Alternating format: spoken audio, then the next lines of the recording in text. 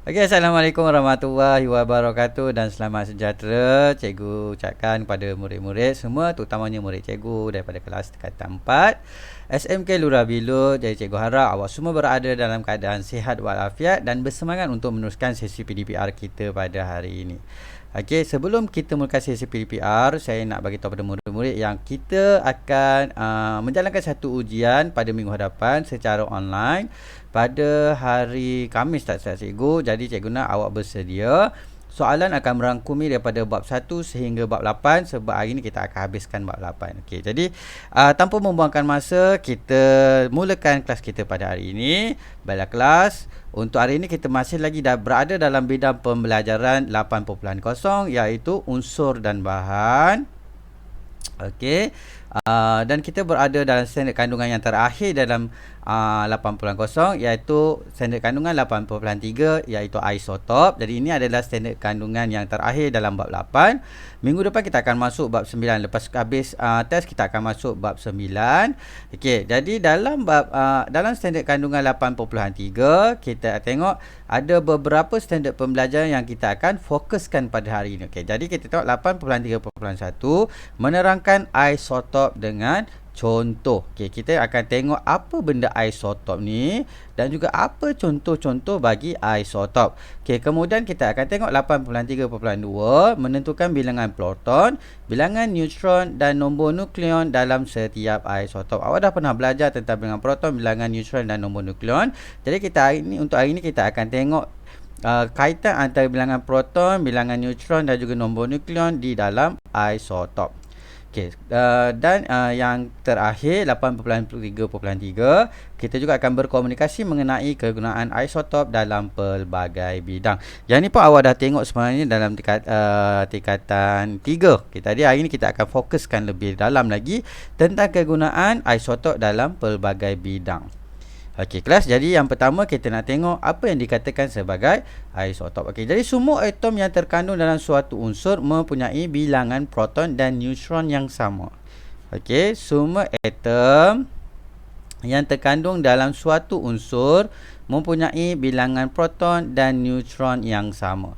Okey, masalahnya ada beberapa unsur tertentu yang atomnya mempunyai bilangan proton yang sama tetapi bilangan neutron yang berbeza. Okey, jadi ada unsur tertentu dia unsur yang sama, dia ada bilangan proton yang sama tetapi bilangan neutron yang berlainan. Okey, jadi itulah yang dikatakan sebagai isotop. Okey, jadi atom-atom ini dikenali sebagai isotop. Okey, jadi kalaulah ada soalan yang tanya tentang apakah yang dimasukkan sebagai isotop? Okey, jadi awak perlu jawab isotop adalah unsur tertentu, 2 atau 3 unsur tertentu, unsur yang sama, atomnya mempunyai bilangan proton yang sama tetapi bilangan neutron yang berbeza atau berlainan. Okey, ini adalah pengertian kepada isotop. Okey, apa maksudnya ni? Tak faham lah apa maksud dia ni sebenarnya. Okey, jom kita tengok contoh-contoh dia. Okey, kita tengok contoh. Okey, untuk hidrogen, kita ada hidrogen 1, hidrogen 2, hidrogen 3. Okey, kalau kita tengok kat sini, ketiga-tiga ini adalah hidrogen. Okey, kita tiga-tiga ni adalah hidrogen. Okey, tapi apa beza hidrogen 1, hidrogen 2, hidrogen 3? Okey, jadi kita nak tengok perbezaan daripada bilangan proton, bilangan neutron dan bilangan elektron dan bilangan neutron. Okey, jadi hidrogen 1, bilangan protonnya 1, bilangan elektronnya 1, tetapi bilangan neutron dia kosong. Okey, bilangan proton 1, bilangan elektron 1, tetapi bilangan neutronnya kosong. Okey, hidrogen 2, bilangan protonnya 1, bilangan elektronnya 1, tetapi bilangan neutron dia 1. Okey, manakala hidrogen 3, bilangan proton 1, bilangan elektron 1, tetapi bilangan neutron dia 2. Okey, ini yang kita kata tadi, unsur tertentu. Okey, nampak? Ini unsur hidrogen. Semua unsur hidrogen. Unsur tertentu yang mempunyai bilangan proton yang sama tetapi bilangan neutron yang berbeza. Okey, itu yang kita namakan dia sebagai isotop. Okey, cikgu ulang balik semula. Kalau soalan tanya apakah definisi isotop? Isotop adalah 2 ataupun lebih unsur yang sama Okey, kenapa unsur dia sama? Sebab dia hidrogen, hidrogen, hidrogen. Ini adalah unsur bagi hidrogen. Okey, unsur yang sama yang mempunyai bilangan proton yang sama tetapi bilangan neutron yang berbeza. Okey, itu adalah isotop. Okey, macam mana pula dengan karbon 12, karbon 13 dan karbon 14? Okey, kita tengok karbon 12, 13, 14 apa beza dia?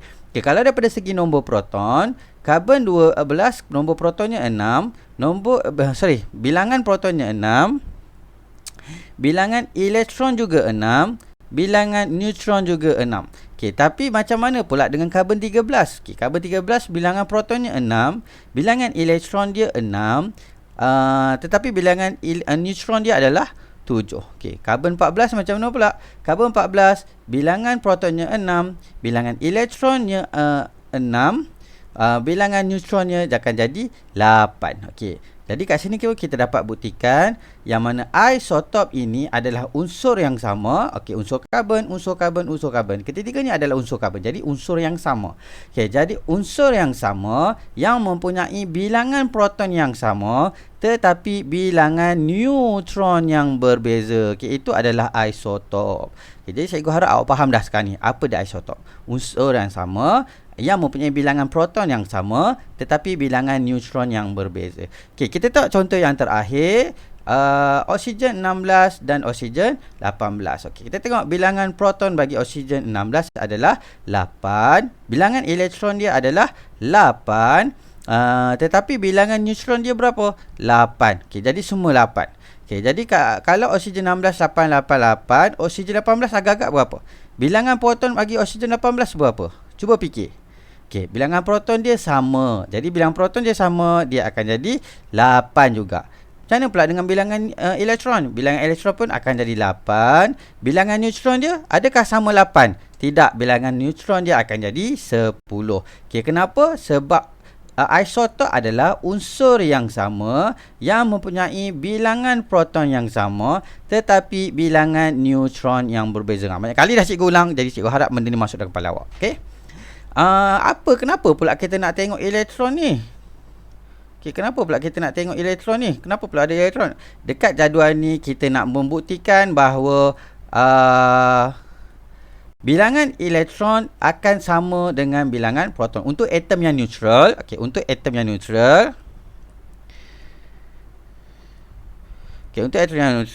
bilangan proton mesti sama dengan bilangan elektron.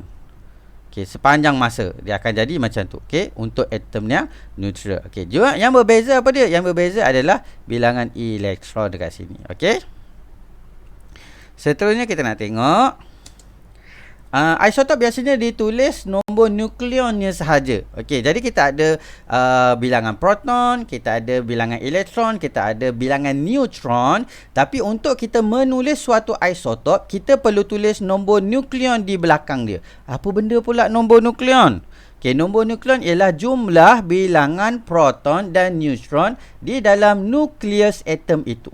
Okey, itu macam mana cari nombor nukleon? Cari nombor nukleon, kita kena jumlahkan bilangan proton dan neutron.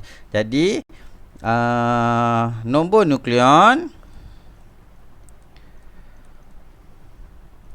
sama dengan bilangan proton tambah bilangan neutron. Okey. Ingat ini nombor proton. Macam mana nak cari nombor proton? Bilangan proton ialah nombor nukleon ialah bilangan proton tambah bilangan neutron. Okey. Sebagai contoh, isotop hidrogen yang mempunyai 1 proton dan 2 neutron ditulis sebagai hidrogen 3. Jadi kita tengok belakang ni hidrogen 3, belakang ni ada nombor 3. Nombor 3 ni sebenarnya ada maksud. Apa maksud dia? Nombor 3 ni adalah nombor nukleon. Apa maksud nombor nukleon? 3 ni adalah proton tambah neutron. Okey, jadi dapat 3. Protonnya berapa? Protonnya 1, neutronnya 2. Jadi kita dapat 3. Okey, jom kita tengok contoh. Okey. Kita ada klorin 35, klorin 37, natrium 23, natrium 24 Bromin 79, bromin 81. Okey, jadi dia ada 40. Ini sebenarnya 40 ni. Kenapa dia keluar pun cikgu tak tahulah. Apa masalah PowerPoint cikgu ni. Okey, jadi kita kena penuhkan jadual ni. Kita nak penuhkan jadual ni. Okey, jom kita sama-sama buat. Okey, jadi yang pertama klorin 35. Okey, dah keluar kat sini nombor nukleonnya adalah 35. Okey, jadi bilangan neutronnya 18. Bilangan protonnya berapa? Macam mana nak buat? Okey, jadi tadi kita dah kata nombor nukleon, kita tulis formula dulu. Nombor nukleon sama dengan bilangan proton. Tak nampak ya? Okey, cikgu tukar warna pen.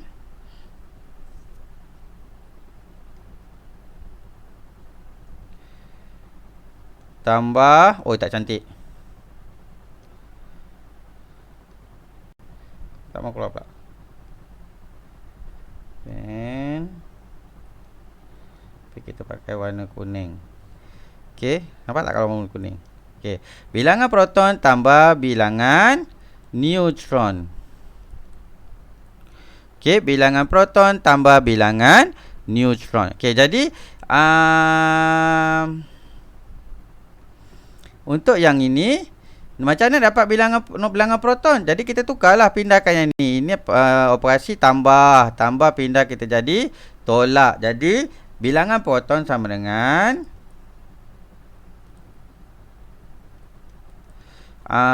nombor nukleon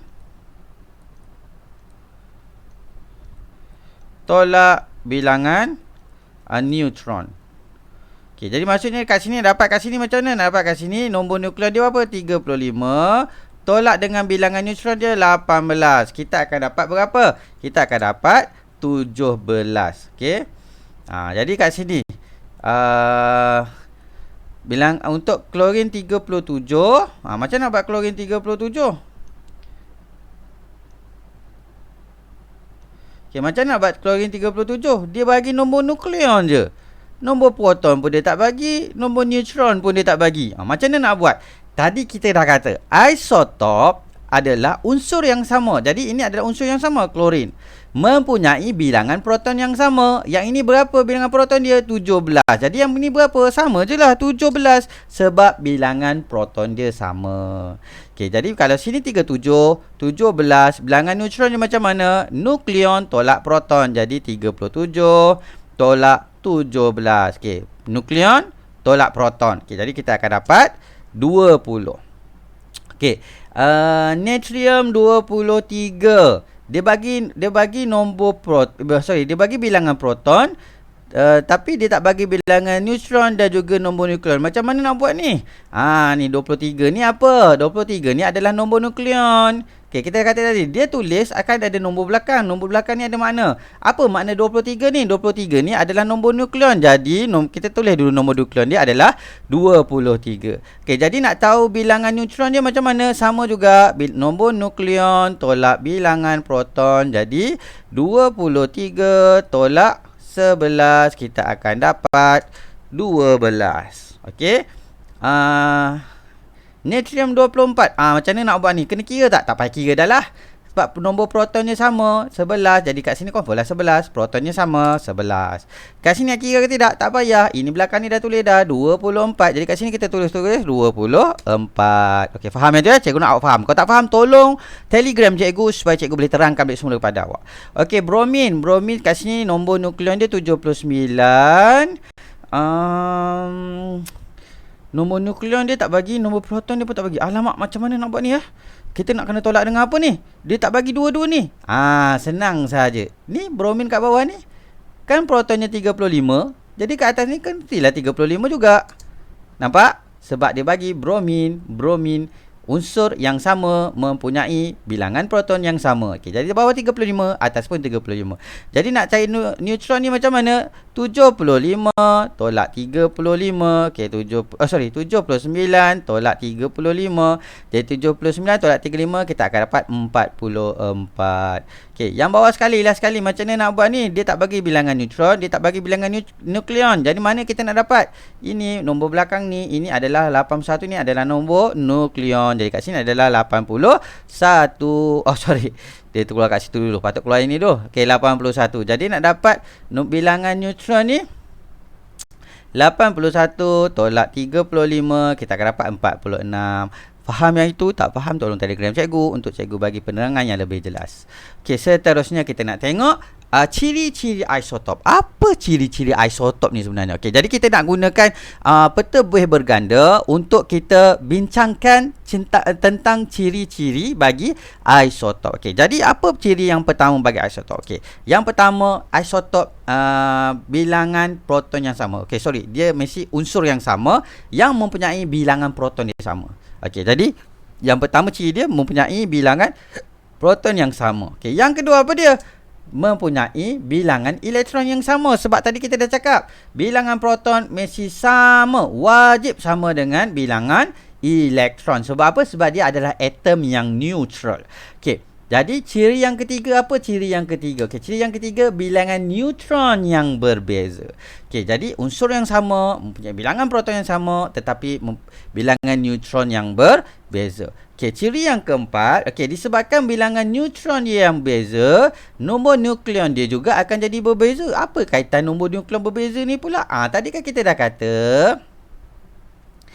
nak dapatkan nombor nukleon, okey, bilangan proton tambah bilangan neutron. Okey, jadi kalau neutron dia jadi berbeza, nombor nukleon dia akan jadi berbeza lah juga. Okey, dia akan jadi berbeza juga. Okey, kemudian apa ciri dia yang lain? Nombor nukleon di belakang nama unsur. Macam tadi kita ada hidrogen dash 1, hidrogen dash 2, hidrogen dash 3. Dia mesti ada nombor di belakang. Nombor di belakang ni nombor apa? Nombor di belakang ni adalah nombor nukleon. Okey, seterusnya kita nak tengok ciri yang ke 1, 2, 3, 4, 5. Okey, sorry. Ciri yang kelima, isotop dia punya sifat kimia dia sama. Okey, hidrogen 1, hidrogen 2, hidrogen 3, sifat kimia dia semuanya sama. Okey, sebab apa sama? Sebab susunan elektron dia masih lagi sama. Okey, sebab elektron, bilangan elektron sama. Bila bilangan elektron sama, susunan elektron dia sama. Bila susunan elektron sama, sifat kimia dia akan jadi sama. Okey, kemudian ciri yang terakhir, sifat fizik berbeza kerana bilangan neutron yang berbeza. Okey, jadi bila bilangan neutron dia berbeza, dia akan menyebabkan sifat fizik bagi isotop ni berbeza. Jadi sifat fizik bagi hidrogen 1 tak sama dengan sifat fizik bagi hidrogen 2. Tak sama dengan sifat fizik bagi hidrogen yang ke hidrogen 3. Sorry. Hidrogen 1, hidrogen 2, hidrogen 3, sifat fizik dia tak sama. Okey, jadi tolong ingat ciri bagi isotop. Ini adalah ciri bagi isotop. Okey. Seterusnya, kita nak tengok kegunaan isotop dalam pelbagai bidang. Ini awak dah belajar sebenarnya dalam tingkatan 3, tapi kita pergi lagi sekali. Okey, perkembangan teknologi menyebabkan penggunaan isotop semakin meluas. Sekarang ni teknologi semakin canggih, semakin berkembang. Jadi bila nak selaraskan dengan perkembangan teknologi sekarang ni, lebih banyak isotop digunakan dalam kehidupan seharian kita. Okey, tanpa kita sedari, isotop dalam bentuk radioisotop sebenarnya banyak digunakan di sekeliling kita. Okey, radioisotop ni apa? Radioisotop ni adalah isotop yang tidak stabil yang memancarkan sinaran radioaktif. Okey, radioisotop, isotop yang tidak stabil yang memancarkan sinaran radioaktif. Okay, walaupun radioisotop mengeluarkan sinaran berbahaya, namun radioisotop mempunyai kegunaan yang penting jika dikendalikan dengan betul. Okay, sebab ada radioaktif ni sebenarnya akan mendatangkan kesan buruk pada kita. Contoh, kalau kita terdedah kepada radioaktif, kita boleh menyebabkan berlakunya mutasi.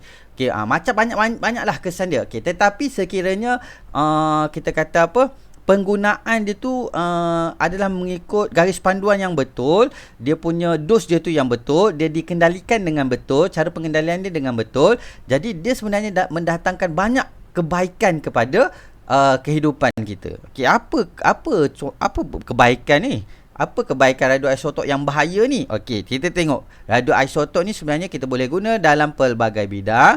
Yang pertama, dalam bidang perubatan. Jadi walaupun saya kata tadi dia bahaya untuk kesihatan kita, tapi dia juga boleh memberikan manfaat dalam bidang perubatan. Okey, dalam bidang pertanian, bidang perindustrian, penjanaan tenaga dan juga dalam bidang penyelidikan. Okey, ini adalah bidang-bidang yang terlibat dalam radioisotop. Okey, seterusnya kita nak tengok beberapa contoh kegunaan radioisotop. Yang pertama dalam bidang arkeologi ataupun geokronologi. Okey, yang mana pentarikhan karbon 14, okey, dan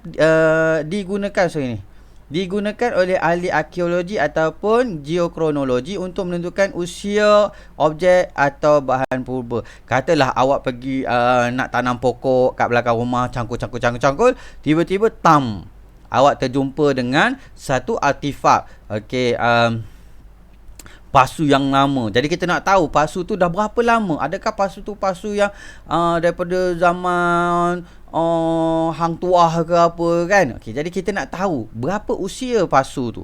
Okey, jadi kita akan guna kaedah pentarikan karbon. Okey, jadi pentarikan karbon ni kita boleh dapat tahu usia, kita dapat anggarkan usia objek ataupun bahan purba. Okey, kalau kita tengok kat sini, ini adalah fosil bagi dinosaur. Jadi bila kita jumpa fosil bagi dinosaur, kita boleh tahu dinosaur ni wujud zaman bila. Okey, itu yang kita namakan sebagai kaedah pentarikan karbon 14. Okey, jadi kita menggunakan isotop karbon 14. Okey.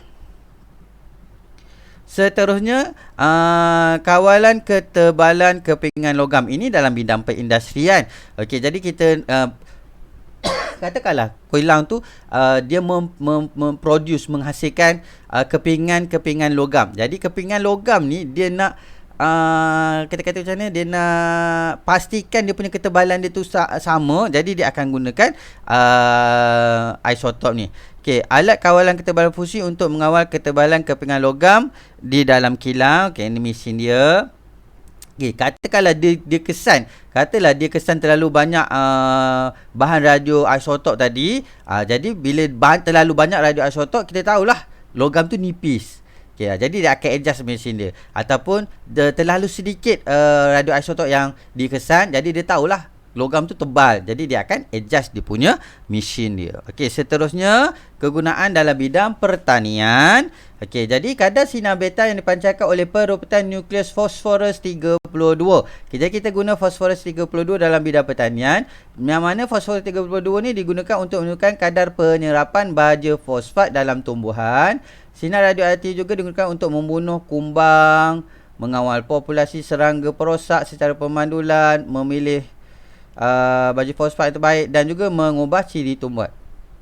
Okey, ini adalah kegunaan radioaktif.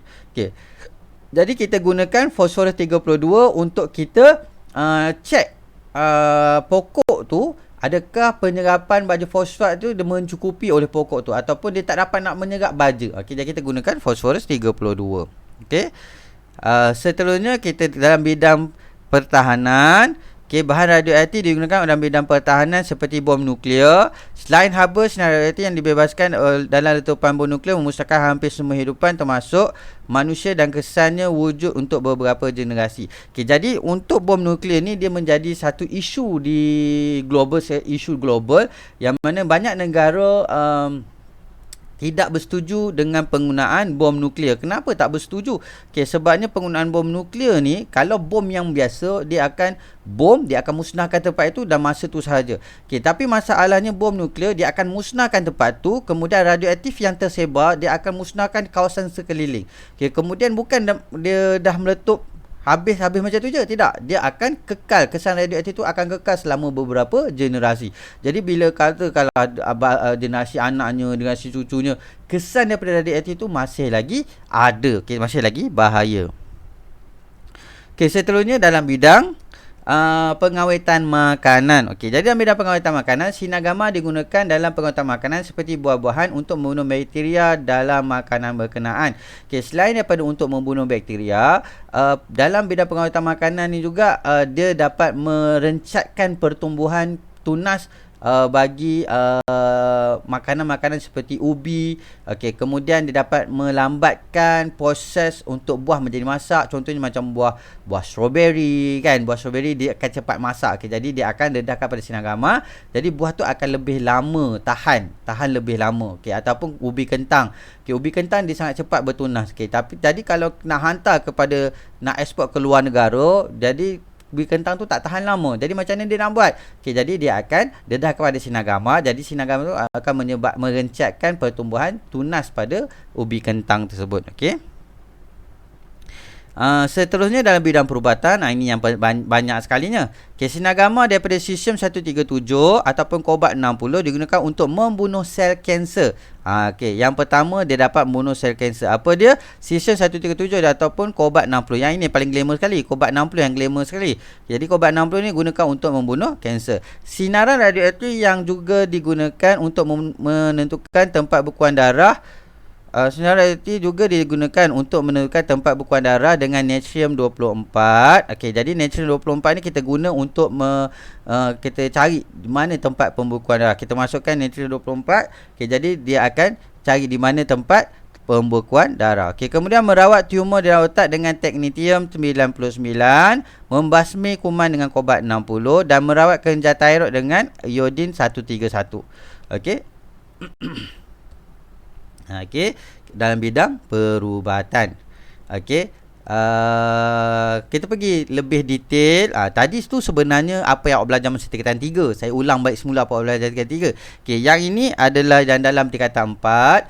Okey, dalam bidang perubatan, natrium 24 kegunaan dia disuntik ke dalam salur darah pesakit untuk mengesan di mana kedudukan salur darah tersumbat oleh pembekuan darah. Okey, jadi kalaulah kita kata ada salur darah tersumbat dekat dalam salur darah, jadi darah tak boleh nak mengalir, oksigen tak dapat nak disampaikan. Okey, jadi bila nak buat rawatan, kita tak tahu di mana kedudukan salur darah yang tersumbat tu. Jadi dia akan masukkan natrium 24. Jadi natrium 24 tu dia akan kesanlah di mana kedudukan yang berlakunya pembekuan darah.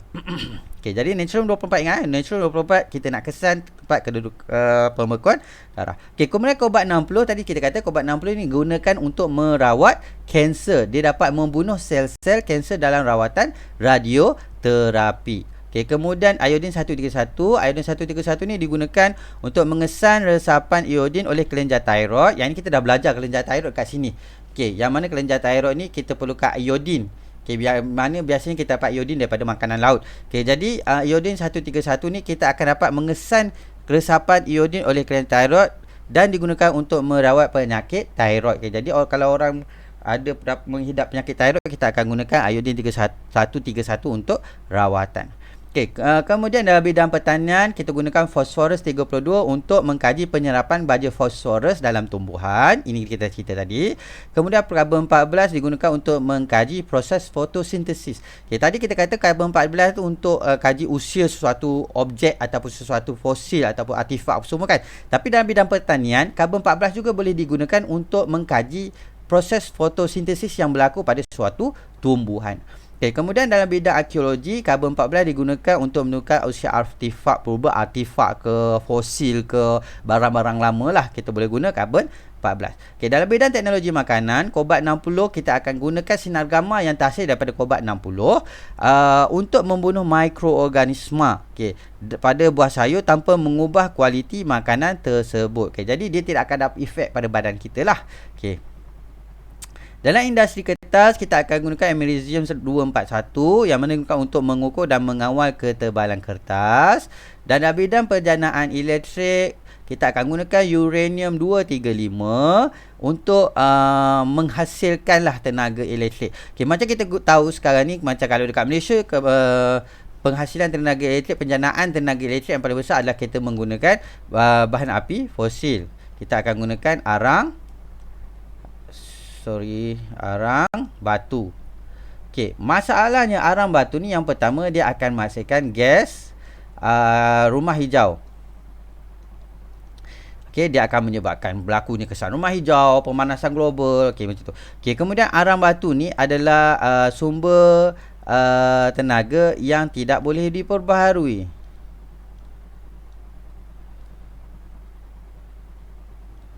Okay, jadi bila dia tak boleh per hari, katalah satu hari arang batu habis. Jadi nak hasilkan arang batu yang lama, dia memerlukan berjuta-juta tahun. Lama. Okay, jadi kita tak akan dapat nak hasilkan bahan api yang baru. Okay, jadi kita perlu mencari satu sumber tenaga alternatif untuk menggantikan bahan api fosil ni. Apa dia sumber tenaga alternatif tu? Inilah tenaga nuklear. Okay, uranium 235. Yang mana uranium 235 ni kita boleh gunakan dalam menjana kuasa tenaga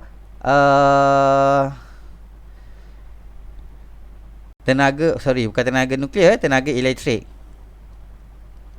Patut pelik ayat dia. Okay, jadi kita menggunakan tenaga nuklear daripada uranium 235 untuk menghasilkan tenaga elektrik. Okay, jadi habis untuk hari ni. Jom kita tengok praktis formatif 8.3 isotok. Okay, sebelum tu cikgu ulang lagi sekali. Kalau ada apa-apa yang tak faham, kalau ada apa-apa yang memerlukan penjelasan pada cikgu, tolong telegram pada cikgu. Okay, tapi kalau cikgu lambat respon tu, maaflah sebab banyak benda lagi cikgu nak kena buat. Tapi cikgu akan respon. Mana yang telegram pada cikgu akan respon. Okay. Jadi jom kita tengok praktis formatif 8.3 isotop. Yang ini berjawab dalam kertas, kemudian hantar pada cikgu. Cikgu ulang balik semula untuk soalan ABCD. Pilih jawapan yang betul dan tulis apa jawapan yang betul tu. Jangan pilih ABCD sahaja. Okey? Contoh soalan nombor 1. Apakah isotop? Kalau pilih A, tulis 1 apakah isotop? Lepas tu pilih jawapan pilihan awak A, tulis atom unsur yang sama mempunyai bilangan proton yang sama. Yang berbeza, bilangan proton yang berbeza. Salin semua A ni. Okay, jangan sekadar tulis A saja. Nanti aku tak tahu apa benda awak pilih. Okey. Soalan nombor 2, antara pernyataan berikut yang manakah berkaitan dengan berkaitan isotop adalah tidak benar. Okey, dia nak yang tak benar, mempunyai sifat fizikal yang berbeza, mempunyai bilangan elektron yang sama, mempunyai sifat kimia yang berbeza, mempunyai bilangan neutron yang berbeza. Mana yang tidak benar? Okey, seterusnya jadual menunjukkan nombor proton dan nombor nukleon bagi 4 atom. Antara berikut yang menekan isotop bagi suatu unsur. Jadi dah jawab yang ini, awak kena ingat balik definisi isotop tadi. Apa benda isotop tadi yang jadi awak akan dapat jawapan dia. Okay, soalan nombor 4. Seorang pesakit kanser mendapatkan rawatan di sebuah hospital dan rawatannya sejenis radioisotop digunakan. Apakah radioisotop yang mungkin mungkin digunakan dalam rawatan pesakit berkenaan? Dia sakit apa sebenarnya? Dia sakit kanser. Tadi kanser apa yang kita pakai? Karbon 14 ke, natrium 24 ke, fosforus 32 ke, kobalt 60. Okay, seterusnya soalan nombor 5. Sejenis radioisotop digunakan untuk mengawal dan menentukan kandungan baja di dalam tanaman yang berbeza. Apakah kemungkinan radioisotop yang digunakan? Apa yang kita nak tengok baja tadi? Karbon 14 ke, natrium 24 ke, fosforus 32 ke, kobalt 60. Okey, soalan nombor 6 nyatakan definisi isotop. Okey, soalan nombor 7, berikan 3 contoh isotop. Banyak tadi kita ceritakan. Cikgu nak 3 sahaja. Okey, soalan nombor 8, satu atom mempunyai 10 proton dan 10 neutron. 10 atom, 10 neutron dan 10 elektron. Apakah nombor nukleon elektron tersebut? Tengok, ingat balik formula dia tadi. Okey, soalan nombor 9, apakah kegunaan isotop dalam bidang perubatan? Okey, kita ada beberapa tadi. Kita ada 3 tak silap cikgu tadi. Apa dia? Apa isotop dan apa kegunaan dia? Alhamdulillah, habis untuk kelas kita pada hari ini. Tamat untuk kelas hari ini. Terima kasih kerana hadir kelas PDPR Sains Cikgu Elmi. Cikgu doakan agar awak akan berjaya di dalam SPM 2022. Okey, 2022. Jadi kita jumpa lagi pada minggu depan. Ingat, minggu depan pada hari Khamis kita ada ujian secara online. Okey, kemudian hari Jumaat kita akan masuk bab yang baru. Okey, jadi kita jumpa lagi pada minggu depan. Assalamualaikum warahmatullahi wabarakatuh dan selamat sejahtera. Bye.